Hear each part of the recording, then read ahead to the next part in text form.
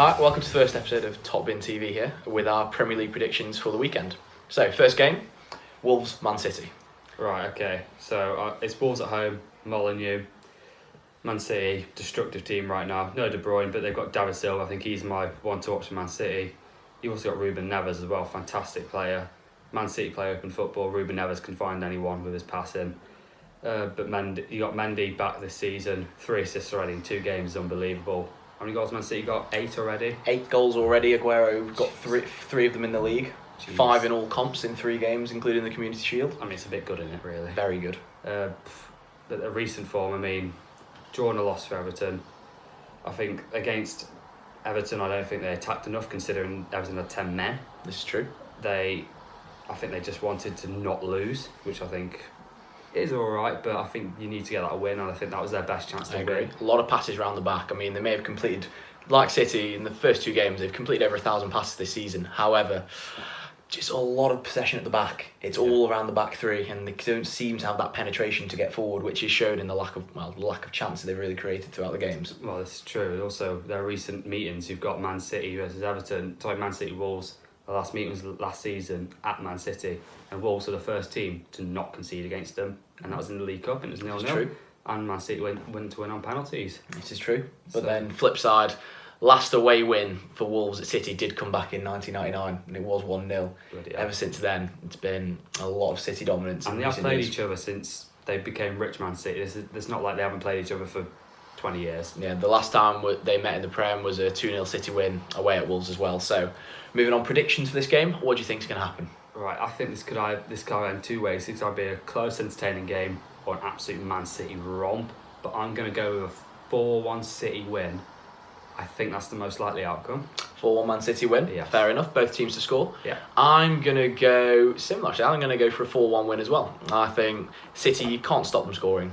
And I don't think that Wolves defence is good enough to stop them conceding. No, definitely not. Stop them scoring. Aguero, red hot form as well. Well, their 3 defenders are Bennett, Cody and Doherty. Yeah. Not Premier League quality. Not Premier League quality. Not against the likes of Aguero, Silva and Jesus. Absolutely not. So yeah, 4-1 win, but I can see Wolves scoring at home. Yeah, versus West Ham at the Emirates Stadium. Arsenal have lost 2 games. West Ham have lost 2 games. So it's a relegation dogfight at the moment. Unai Emery's a very defensive manager though, but they played very well against Chelsea. They had chances to score, they didn't take them. Chelsea did. West Ham, they didn't look too bad against Liverpool. They lost 4-0, but it wasn't the worst 4-0 I've ever seen in my life. And then, of course, lost 2-1 at home to Bournemouth. Not great, is it? No, really? not when they were 1-0 up. Took the lead with Arnautovic, obviously, and then second half completely capitulated. Bournemouth hit them on the break well, and West Ham just looked like they ran out of ideas again. I mean, I knew it's a new style, a lot of new signings under Pellegrini. At least how many did they get? 5 or 6 new signings? Some of that. New centre half, Balbuena, Anderson, So, Yarmolenko. Anderson started. Fabianski. Started. He looked alright, to be fair. I'm not so worried about Fabianski for them, new signing. I think he's a pretty solid goalkeeper. He did well last year for Swansea. Really good move from them, considering the goalkeeping situation they've had over the last few years. Well, my one to watch for West Ham is Felipe Anderson. Against Liverpool, he was their best attacker. Quick, direct, will run at someone. My one issue is when he got to someone, he didn't try and take them on against Liverpool. And he was a bit, do I pass it? Didn't quite know what to do in the final third. No, but up to that point, it was very good. And then for me, with Arsenal, I know it's been a disappointing start, 2 losses in a row against 2 very good sides. However, the new signing, the young lad, 19-year-old, Matteo Guendouzi, I've been very encouraged watching him with his performances. I think he's top in the tackles for Arsenal. He's had the most touch of the ball for Arsenal this season, and from what I've seen when I've watched him on TV, always looking for the ball. Doesn't matter if he's got a few men around him, he looks like he's ready to relieve the pressure, take the ball in tight areas and play it around well. So for me, I think one to watch definitely for the future, and is only going to improve. So moving on, looking at predictions. I think I've got an Arsenal 3-0 win. I think their attack is absolutely fantastic, whereas West Ham defence is so dodgy. I think they've missed all their chances against Chelsea, and I think they're just going to think, right, we need a win, let's just batter them. I agree. Now, I'm seeing an Arsenal win as well, but I think I'm going to go 3-1, purely for the sense that under Emery, they're still working on building out the back. They're still working on this very high line that they're playing. Well, Petr was dodgy. Exactly. Well, yeah, true. We're not playing out from the back properly yet. Burnt Leno could start this game. Could do. Could come into the side. But considering Arsenal conceded 17 shots against City, 24 shots against Chelsea, I can see them conceding at least one goal against West Ham. West Ham have only had 16 shots though. They're ranked 18th, I believe, in the league. This is true, but with Arsenal's defending, I can just see them, with the pace they've got on attack, getting in behind and scoring at least maybe one. Yeah, fair enough. So I'm going to go for a 3-1 Arsenal win. Next game, moving on, is Bournemouth against Everton. Now, both unbeaten to start the season. Bournemouth going with 2 wins, the 2-0 against Cardiff at home and then the 2-1 away win at West Ham. And you got Everton with the 2-2 draw away at Wolves, but went down to 10 men obviously for all the whole second half and a little bit of the first half. And then back that up with their first home win of the season, 2-1 at home against Southampton. Dodgy defending for that one goal though. Very dodgy defending. Just stood there. Absolutely tin pot defending. Hensford could have done better than that one. They would have done better than that one. Now, the key men in this game, my one to watch definitely for Everton is Richarlison. Goals. Started this season absolutely red hot like he did the start last season for Watford. Under Marco Silva yet again. Knows how to get the best out of this player. Playing him wide, giving him the freedom to come inside. I mean, 3 goals, joint top of the scoring charts with Aguero and Mane. Very good company there, wouldn't you say? Well, at the moment, yeah, but I know Marco Silva left last season at Watford and Richarlison went downhill. He still had 27 shots, could not find the net. So it might not be a Marco Silva effect. It could just be he starts hot, ends cold. Could be. But at the moment, it's still hot. It's still the start of the season. He's still going to be hot. And I've got Ryan Fraser for Bournemouth because who they got left back? Still got Baines, have they? Baines. Baines ain't quick. Fraser is rapid. They've got Fraser on one wing. They've got Callum Wilson. They've got Josh King. They have pure pace. They can get goals. Fraser, for me, loves a goal against Scouse team. He's a fantastic player. Does. So we can definitely see this game with Bournemouth trying to hit them on the counter attack. Oh, easy. Everton looking to try and dominate the game probably with the players they've got, with the likes of Sigurdsson in the midfield, and they've got Idrissa Gueye breaking up the play. Yeah, probably. Well, you won't have to worry. The crosses for Everton, they've crossed the least amount of times in the league. Bournemouth have. They just get you. They run at you. They go for goal. They don't think about crossing the ball. They've got no one big. Even their defenders aren't big. It's more cut inside with them. More cut inside. Yeah. Well, recently as well, they've had 10 meetings because remember Bournemouth have not been a good team for very long. They've always been the bottom tiers. They've only played 10 times. Everton have dominated this fixture with 7 wins and 1 loss, 2 draws. Sorry, 2 Bournemouth wins and 1 draw. So heavily in the favour of Everton. But definitely. What are your predictions for this game? My prediction is 2-2. So not an Everton win. Absolutely not. Goals galore though. Goals galore. And the complete opposite to the trend as well. I'm going for a Bournemouth home win against Everton. I'm going 2-1. I just think without Richarlison scoring and with the way they defended for that Southampton goal, I can see Bournemouth getting at them, especially at home, tight pitch at the Vitality, know how to win, tough place to go in the Premier League. They won a lot of points at home last year, and I can see Bournemouth sneaking it 2-1. Our next game is Huddersfield versus Cardiff, probably the most boring game of the weekend. Definitely really. last on match today. Huddersfield have conceded 9 goals, scored 1. Cardiff haven't even bloody scored yet. They've only conceded 2. There's 1 goal between these 2 teams in 4 games. Not looking forward to this one. No, not at all. It looking like a last on match of the day special, this one. Absolutely. Previous meetings with these two, well, it was in the 16-17 championship season. Cardiff, in the season where Huddersfield went up, beat them twice, home and away. And Huddersfield's last win was a 1-0 win at home in this fixture. So that's a bit of a interesting start, isn't it? Yeah, it really is. They came up. Well, it just shows really the rise of Huddersfield. They haven't even played Cardiff in the championship often. Haven't played, obviously, in the Premier League. Got all credit to him, but I've got Aaron Moy as my player to watch for Huddersfield. He's easily Huddersfield's best player. Very creative. He's a hard-working midfielder. He can score goals as well. He can defend. He's not bad. He can find a pass, and he's just their best player by country mile. Absolutely, I completely agree. Good signing from City for about 10 million, wasn't it? 10 million, Reported 10 million. Obviously missed last week with the birth of his child, but should be back perfectly for this game, and I think this will be the difference. Home advantage as well. Home advantage, and it's a much better game for him to come back than playing against the likes of Chelsea and Man City in the first 2 games. Absolutely. Really tough start for Huddersfield, so not really too surprised about that. Both these teams, though, a lot of long balls. 4th and 5th, aren't they? 4th and 5th most long balls played so far this season already. Neil Warnock football for you. So you can really tell where this game's going to be, especially with Huddersfield with Depoitre or Mooney out front, big men, Zahor up front for Cardiff, big man. Both teams are going to look to hit them long and try and get in around and win the second ball. So it's going to be a really tightly contested contest in the midfield. It's key to know as well that Huddersfield have attempted the least amount of shots in this league with 11 in 2 games. Poor. However, which may be summed up by the opposition they were facing, but you'd think maybe against Chelsea at home they might have had a bit more of a go, but Chelsea completely dominated in that game. Yeah, didn't really get near same with Man City as well. I mean, they got the goal obviously from a bit of scrap, bit of poor defending from the long throwing, but again from open play they look really strong. And the same with Cardiff, open play, they don't look like they're going to create enough chances. Away at Bournemouth, it was comfy for Bournemouth, didn't really cause many problems. Well, their 2 strikers are Ken Sahor and Gary Medine. Yeah, true. Not very good. But if Bolton Medine was all right, but they got rid of Omar Bogle, who's risen through the ranks from the Conference North. I used to watch him when I was watching Hensford when he was playing for Solihull Moors. He was a good player then, but he went to Wigan, now to Cardiff. But they need goals, and they've gotten rid of him. They've let him go to Birmingham on loan. Why? I don't know why. Stupid. And then, well, for me, Cardiff, one to watch.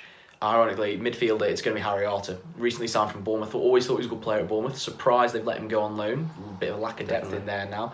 In his first game, completed about 57 touches in his first game, more than half than the most touches by any Cardiff player already, and only in one game. And he can pick a pass. He's a fighter. He'll get in there. He'll make good tackles. I can see him really being a good signing for Cardiff alongside Victor Camarasa. If they can form a good partnership, it's a much better midfield than what they had in the Championship, and could hopefully be the spark for them to create goals. Yeah, what's your prediction? Well, I mean, it's a really tough one. Surprisingly, I'm not going to go for goals. I'm going to go 1-0 Huddersfield, just for home advantage. Played in the Prem a lot more. Moy coming back in, I can see them scoring a goal, and it's probably going to be from a cross or a corner, and it's going to be Mounier with the header, I think. Well, originally I was going to go for 0-0, but you've actually deterred me. 1-0 Huddersfield. 1-0 Huddersfield. Same exact reasons. Right, moving on to our next game, we've got Southampton versus Leicester. Now, both teams, bit hit and miss at the start. I mean, Southampton drawing the first game at home with Burnley 0-0, boring game. Lost away at Everton 2-1, scored a scrappy goal, but looked like they could concede 3 or 4 in the first half. Everton started on fire and they really couldn't handle it at all. Leicester again, a bit unlucky away at Man United, I have to say, losing 2-1, but they really had a good piece of the game and did have chances to potentially get a point there. United weren't that great, and then beating the new promoted side Wolves at home, not as comfortably as you'd think. It was 1-0 for most of the game, and they scored late on the counter-attack when Wolves were pushing forward. It was a very tight game. Wolves obviously dominated possession, Leicester looked to hit them on the break, but the main thing from that game, Jamie Vardy sending off, red card out for 3 games, big suspension, big loss. Probably Kelechi Iheanacho is going to come in for him. He's had a fantastic pre-season, scored goals after goal after goal. He's been very, very good in his Premier League career, but it's key to remember that was Man City, who have everyone creating for him, and now he's at Leicester. He's got James Maddison, who started off very well. He's actually my one to watch for Leicester. He's a very creative player, can pick a pass out, he can shoot from distance. Gets into the box well. Gets into the box very well. Very good. He's a bit of a throwback to the old school English attacking midfielders. Yes, he is. Box to box, very high energy, arrives late, good shot on him, can see the passes, basically tries to control the game from the middle, and him playing in behind the striker could be a real find this season. I mean, it's a lot of money he's come up for from the champion because he's only played in the Championship before, but I think going forward, I think it's going to be a very good signing from Leicester, and I can't see him being there many seasons. I think he's tipped to be. He's going to go much higher side. I think Leicester's key at the moment is their crossing. They've had 40 crosses, and 19 of them, nearly half, have come from their new signing Pereira from Porto and Ben Chilwell. You know, there's obvious. It's very, very obvious attacking routes there, aren't there? Yeah. It looks like they're going to try and stretch the game wide when they're on the break. I mean, they've been marauding, but they have been keeping a bit more possession under Puel than they did during their title-winning year. Gradually, year on year, they started building and dominating the ball a little bit more. And obviously, with the likes of Pereira and Chilwell, they've got really good attacking fullbacks for when they want to get forward. I think Pereira's been an absolute fine this year. I think he's second most tackles in the league as well already. As well. Very fast. Gets up and down well. Looks like he can dribble. Yeah. So he looks like a really good find for Leicester. I think they've bought very well this summer, along with the likes of Ndidi in the midfield, who's always top of the tackling stats, always top. He's basically their replacement for Kante, and what a job he's done. Well, Southampton on paper have a very good midfield. Like I said, they've got Stephen Davis still, have they? Davis, Lamina, Højbjerg. You got Stuart Armstrong as well. They bought in Ali Yunisi from Basel, tricky winger, cracking player. There's a lot of creativity in that team, and that's why my one to watch as well is Danny Ings to Southampton. He scored in his debut against the Ev. Knows where the goal is. He's looking to prove his 20 million value for next summer, and he's going to really, really want to go at that defence, that Leicester defence, which isn't great in my opinion. Apart from Harry Maguire. The best centre half in England, of course. Agreed. And my prediction is probably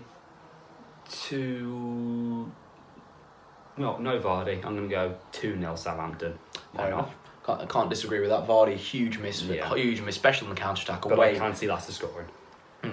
Can see Leicester scoring. True. Well, for me, since Vardy's missing, I think Leicester are going to go a bit more defensive. I can't see them opening up. I don't think they'll want to concede many chances, especially away from home. Yeah. They'll want to make sure that whatever happens, they aren't going to lose, and they've got to get through these next 3 games. I think after losing their top scorer, and they've got less creativity, obviously, with the loss of Mahrez out wide on the break as well. I can see this being 0-0. Southampton haven't really clicked going forward. Don't score many goals. It's going to take them a while, I think, still to get going, and especially with the new signings, El Unici, I think it's going to take a while for them to bed in. So I can see this being 0-0 like the first game. Not the biggest game of the weekend now. Here we go. What Stoke Hull? No, Stoke Hull, mate. No, not after your 3-0 loss. Oh God. We'll do that in another video. No, anyway, it's Liverpool Brighton. The goal scoring machines, Liverpool. The non-conceding machines that are Liverpool. Only team not to concede so far, mate. They've been very solid about Van Dijk and Gomez, the new centre-back pairing, which a lot of us have been predicting for months on end now. They've got Robbo, Trent out wide. They love to use every single aspect of that width. They like to stretch the play. They have Mane and Robbo on the left, Salah and Trent on the right, all with pure pace. They can all cross the ball. Other than Trent, actually, who's not had a very good crossing season, surprisingly, he's usually our best crosser. I think there's going to be goals in this one, really, for Liverpool. I think Brighton is just going to sit back, hope to not concede. They're going to concede, which is just obviously going to happen, really, isn't it? Yeah, like you, I mean, try and stick up for Brighton a little bit, since it's obviously a bit one-sided here. I mean, obviously they've got the likes of Glenn Murray up front, who had a very good year last year, 12 Premier League goals. So he added to that against Man United, looked sharp, and they really dominated United. It wasn't just a lucky 3-2 victory, it was Brighton were all over them and could have scored more, if I'm honest. But this game's going to be a lot tougher for them. Liverpool are going to dominate the ball. I mean, they've had about 70% possession in both games already so far. So there's going to be a lot of defending, a lot of deep defending. And if I'm honest, they've almost got to, if they're going to have a chance of getting a point in this game, I think they've got to defend narrow, get bodies behind the ball, and try and make them cross into the box. Because with the centre-back pairing they got with Duncan there and Duffy, they can win a lot of headers against the likes of Firmino, Salah. Mane's quite good in the air, but I can still see him being beaten by the centre-half. So the more they can limit them to crosses in the air and hopefully heading it clear and covering the edge of the box where they like to shoot from, I think they may have a chance of nicking point. Is again very slim. Recently as well, Liverpool have won 9-1 in the past 2 games against Brighton. They have not enjoyed it. Yeah, sounds very ominous. The last time Brighton won in this fixture against just Liverpool in general was the 84 FA Cup. The last time they won at Anfield was 83 in the Cup. It's been a long time since they've won a game against Liverpool, let alone a game against Anfield. But all records there to be broken. Always there to be broken. And to say Glenn Murray knows where the goal is, but the biggest issue I've got for Brighton in this game is, since they're going to be so deep, with Izquierdo out, lacking a bit of pace out wide. March is good, but he's not rapid. Not rapid at all. And I think with Knockout on the other wing again, he's a very good dribbler, but he's not got that electric pace. I'd like to see Yohan Bash, I think that's how you pronounce it, from AZ Alkmaar. I'd like to see the Iranian Messi, pure pace, a brilliant season. He could be a time for him to start when they're going to need to play on the counter attack, because obviously Glenn Murray's not very quick. Pascal Gross in behind's not got great pace either, so they are lacking pace in this team. Definitely. And that's probably going to hinder them in this game. So yeah, moving on to your predictions for this game, Mr. Liverpool, what do you think? I am vlogging this game as well, so you will get a video from that. I predict, I actually predict 3-0, to be honest with you. Actually relatively low scoring, but I'm going to go 3-0. Being quite kind. I'm being nice. I'm the other way. I'm going to say 4-0. I cannot see Brighton getting out. I can see Liverpool constantly bombarding with attacks. The likes of Salah, Firmino, Mane, and former Stoke boy Shaqiri on the bench, brought in specially for these sort of teams who sit back. He's not someone who's going to run in behind, but you give him the ball, he can do something special. From long range, he can score, and he'll always be looking for a pass. And the biggest thing last year was we didn't have anyone to pass to. And with the runners they've got up front, you could almost see all 4 of them playing if they haven't scored towards the end of the game. And they will unlock that defence, and I think 4-0 Liverpool. Also key to mention as well, that Palace game against Benteke, I believe Van Dijk had 16 aerial duels against Benteke alone, won 15 of them. Imagine what it's going to do. Next game of the weekend, after looking at someone's favourite team, we've got Watford versus Palace. So Watford, unbeaten start for the first time ever since they've been back in the Premier League. 2-0 at home against Brighton. Really good 3-1 win against Burnley. Looked very solid in that game. Palace, on the other hand, won the opening day against Fulham away, which many thought would be a tough fixture for them, but they did really well, controlled the game well. Fulham, obviously newly promoted, probably a bit of nerves there. But then in the last game, humbled by Liverpool, didn't create many chances in that game. Trying to hit on the break, but again, didn't look ever so threatening. Not as threatening as they have been in the past. In what you'd say would be a bogey fixture in the past. Well, you say bogey. Our last like 4 games there we've won, but it's always in the memory. Game. Always in the memory. Istanbul, always in the memory. So yeah, looking at this game, one to watch for me in this game this season.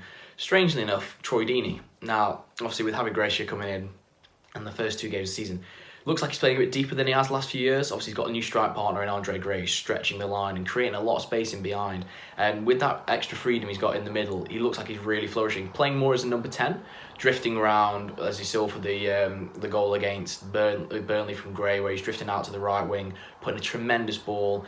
And then again for his goal, just never stopped moving around the edge of the box. And the assist from Decore, honestly, so far, the assist of the season, and the way to disguise that pass. They've got a lot of pace as well, that Watford team. They've got Gray, they've got Holebas. Even Decore is quick going up box to box. And then you got Troy Deeney, he's not the quickest, but it's very hard to stop him. He's a bit of a mountain when he runs through. And Will Hughes, again, he's not a slow midfielder. So they've got a lot of pace, a lot of good things going for Watford, and they look like they finally got an identity under Javi Gracia after so many managerial changes. Feels like they're finally knuckling down onto a style and a way of playing which really is going to benefit them going forward. But looking at Palace? Goals. Palace. No goals. No goals. They've got Christian Benteke up front, who was dire against Liverpool, really. He hadn't scored since, 16th December? 17th of December against Leicester. Against Leicester, which I think they won 3-0, if I'm right. But I mean, they've got some good players like Townsend and Zaha. It's always the width with Palace. It's what they're known for. They were very well stopped against Liverpool, and I think Zaha is my one to watch at Palace, because he is, when he doesn't play, Palace don't play. He is capable of creating goals just from running at players. He's tricky. He can create chances. He can score himself. He's a cracking little player who surprisingly hasn't been picked up by a big team. He was last stint at Man U, obviously didn't count. It was like the Moyes era, from right. I mean, that's where you go to ruin your career. Exactly. There's so many players. The Fergie era, from right, actually. Yeah. So many players been and gone from there. It's crazy. A bit of a graveyard at the moment. Definitely. But my prediction for this is a Watford win, 3-0. I've gone with goals. Palace can't really stop them, I don't think. They did alright against Liverpool. They stopped them so much that I think they'll be tired. Watford to continue their flying start. Definitely. Agree. I mean, I'm going to go for... I think I've gone 2-0. I've gone 2-0 Watford. I mean, Palace, you know what Hodgson's going to do. He's going to set them up tight. They're going to defend deep and try and hit them on the break with Townsend and Zaha. But I think with the confidence that Watford are playing with at the moment, and just the overall feel of the club, they've gone a bit under the radar, which not often with Watford you get. They're always usually in the headlines for whatever reasons, whether it's a change of manager or something behind the scenes. But it's all been a lot quieter this year. It seems to be benefiting them. The group looks very good. And obviously with the likes of the partnership of Gray and Dean, you've got pace and power. They haven't changed a fat lot in their team, have they? No, they've kept the same sort of players. Bad thing. No, so I'm very excited if you're a Watford fan at the moment, and I'm hopeful for them. They should beat Palace. Our next game is Fulham versus Burnley. Fulham have had a okay start. No, they've had a shit start, haven't they? Shit start, yeah. Bad start. I thought they beat Palace. No, they lost to Palace 2-0. And then they, of course, lost to Tottenham away 3-1. 1 goal so far. Not very good. Granted, they've had one hard game, but they should have scored against Palace, you'd think. But Burnley have also not had a good start at all. Lost 3-1 at home to Watford. And they've just lost 3-1 to Olympiacos. They have shown recent games of a European hangover, and I can see it happening again against Fulham. Fulham play a nice possession football, whereas you've got Burnley's 4-4-2 Brexit football, with Sam Vokes and Ashley Barnes up front. Got Johan Gudmundsson out wide. They've attempted the most long balls in the league. What more do I have to say? 163 of them already. It's crazy. Crazy. No, definitely a game of possession versus long ball, Guardiola versus Mourinho, however you want to coin it. Fulham, it's the same problem as every newly promoted side seems to have. It's goals. Coming into the Premier League and getting off the mark and getting a few goals and getting that win. They've signed alright. They've signed well. They've signed Schürrle, they've signed Mitrovic, which was a very good signing considering 22 appearances for Fulham. He's already scored 13 goals. Granted, he was in the Championship, but he's a striker who knows where the goal is. Yeah. He's got a decent international record as well. Been playing. He's still only young. He's got a lot to learn, and he really does provide a good focal point for them to play off. I think the likes of the one to watch for me, Fulham, still got to be Ryan Sessegnon, young lad.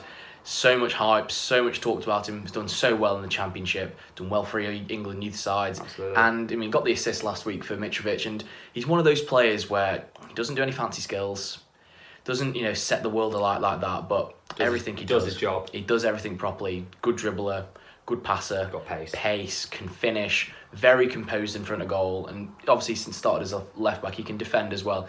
It's similar. I mean, I'm not going to put him in the same bracket as Messi, but he's that sort of player where he doesn't do anything outrageous, but what he does incredibly well, and you can't not appreciate what he does with the football. So for me, at home now against Burnley, obviously with Burnley having to do so much travelling, this could be the game where they really start to put a foothold and establish themselves in the Premier League this season. So predictions for this game, what do you think?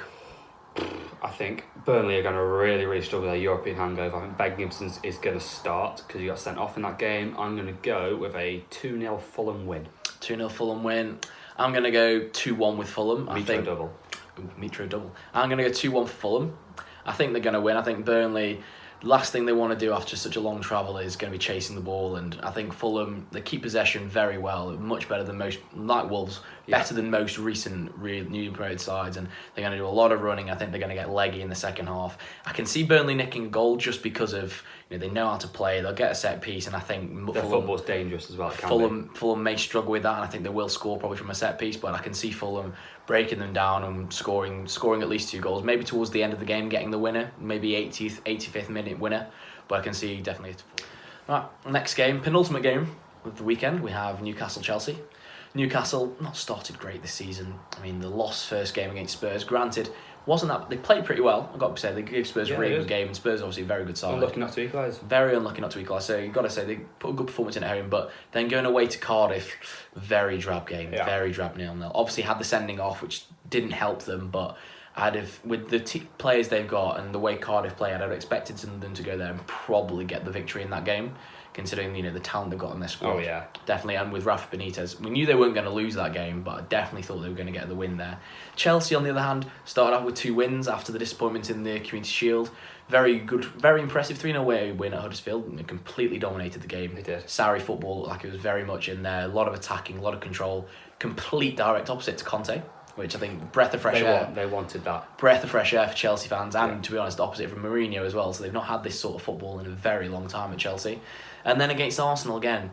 First half against Arsenal, they absolutely blitzed them for the first 30 minutes. Oh, yeah. It could have been 5, 6, 7, but then the problems again of them changing system and not being as comfortable, and it showed because Arsenal, in fairness to them, could have gone in level. It could have gone in losing. Could be 5-2 at half time. It could have been either way. It was a really end-to-end game. Very good to watch. A lot of attacking, but really, really, really, really intriguing game. This one is, Newcastle at home is never a nice place to go, especially for Chelsea because they went there last year needing a win. I mean, it didn't matter in the end because Liverpool won, but they needed to win to get to the Champions League, and they lost 3-0.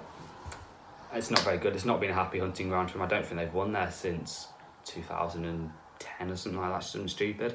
They always find it difficult here. I reckon John Joe Shelby he's actually my one to watch for Newcastle. With the high line that they play, I can see John Joe Shelby picking out a couple of nice passes to get Newcastle on the break, and I think it'd be a close game. It'd be a very close game. For me, I mean, the one to watch for Chelsea this year, well, in this game especially, new role from this year, N'Golo Kante. Been moved from that deep-lying role since Sarri likes to play with a deep playmaker in Jorginho. So Kante's now moved further forward, and he seems to be utilising that box-to-box nature, making runs in behind, affecting the game more in the opposition box. Already scored this season, matching his tally for the most goals in a season with 1. Yeah. So only way is up for him from and here. It's not against Man U this time. Exactly. And for me, with that energy high up the pitch and winning the ball back in the opposition third, they can be a real threat going forward if they get this formation right, especially winning the ball back high and hitting people high on the counter. And with his pace, and he'll obviously still be able to track back and affect the game defensively, but giving him that bit of license of freedom with the way he plays could be an absolute revelation. I think he could be really good in this game for Chelsea. Yep. Predictions? Predictions, it's going to be score. It's going to be goals. Yeah. Definitely. I've gone 2-2. 2-2 with Newcastle getting the draw? Yes, I have. Who's going to score first? Who's going to be chasing the game at the end? Newcastle chasing the game Yes. and getting the Their draw. home fans can get behind them and get that equaliser. Yeah, momentum's right. I'm going to go high scoring. I'm going to go 3-2 to Chelsea. I think the firepower Chelsea have got and the way they attack, especially down the left with Marcos Alonso, who has got the most touches in the Premier League so far this season, to show how much of an outlet he is for them. I can see them just outscoring them. I mean, obviously, they're still working on the defensive structure under Sarri, but going forward and attacking-wise, they're going to be one of the best, and they're going to score a lot of goals this year, as already proven. So, for me, 3-2 to Chelsea.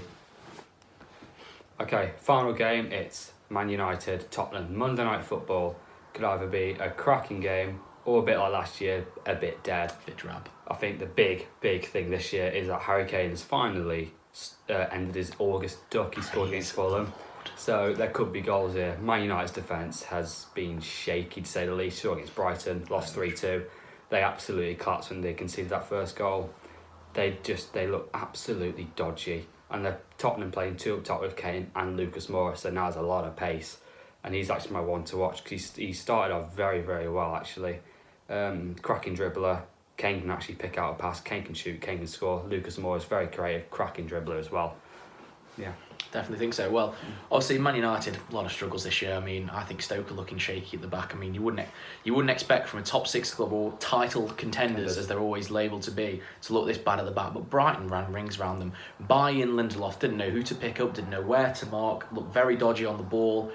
Didn't look like they could pass, lost confidence. They were just lumping it long. I mean, even Bailly, giving away the second goal, just kicked it out for a corner. Yeah. Didn't even kick it out for a throw-in. Lost his head completely. He was on the ground a lot of the time, just sprawling around. Well, the second goal, just no one picked... Was it Duffy who scored it? No one picked him up at the back either. No, even with the first goal, Glenn Murray's movement, too good for Lindelof. Well, Knockout got in behind. Knockout is not quick. No, not that quick at all. I mean, I think it summed up United's start of the season. They're 17th in the league for shots on goal. 17th.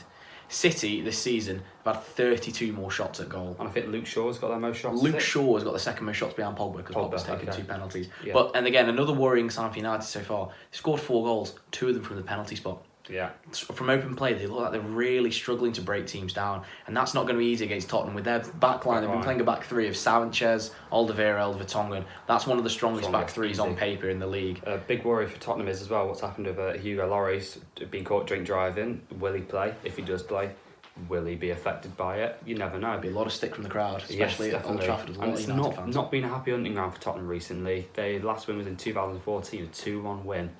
So my prediction for this game has got to be Tottenham win 2-1. Tottenham win 2-1. I think there's too much controversy around Man United right now. Really struggling. I'm going to go the same. I'm going to go for a 3-1 win though for Spurs. I think Spurs, continuity, they've kept the same squad, same players, same manager, all behind it. There's never anything bad said about Tottenham. There's always a very positive dressing room vibe. Whereas you look at the flip side, Mourinho's dressing room at the moment at United looks very shaky. A lot of questions being asked. Even in the week, what Pogba's agent said towards Paul Scholes. Comments about, you've got to making comments just to still be relevant and really attacking ex-legends like that. Paul Scholes, one of the best midfielders ever to grace the Premier League. Paul Pogba, yes, he's a very good player and he's been very good. He's been very good for the last couple of years. I mean, probably better in the international stage than at United, and very good at Juventus. Plays a lot freer role, doesn't he? Plays a lot freer, but for United, he still hasn't quite done it, and he's still yet to establish himself as the best midfielder in the Premier League. Absolutely, you got miles behind. I think it was Tottenham as well. They all play for each other, whereas a lot of Man United players, and even Mourinho, it's all about them. It's all about themselves. A lot of selfish play, a bit of lack of leadership in that dressing room as well. But for me, the one to watch for United still, hasn't played yet, but could make a difference this weekend. Jesse Lingard. So played really well at the World Cup, and he's just the movement and the way he plays. He's always linking the play, 1-touch, 2-touch passes, quick, gets in behind, tracks both ways, and can score a goal. He could be the key at the moment for making this really drab United attack finally click and potentially score goals for them. But still, Spurs 3-1 win. I think they're going to have too much for United.